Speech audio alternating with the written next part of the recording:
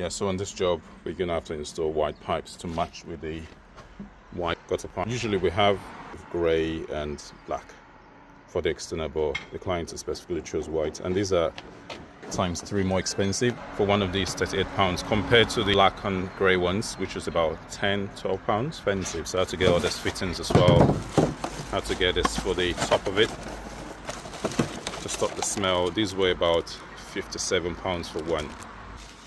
Yeah, they don't really do this in a shop. You have to order them specially. I have to chase all this out. I'll chase that out so I can slot it nicely and take it all the way down. And that's a vent for the loft area. Then the gutter pipes are going down. So you just walk all the way down. Same with the other one there. Yeah. And we have the outlet gutter for the extension over there. See them? 2 of them. So you're good to go.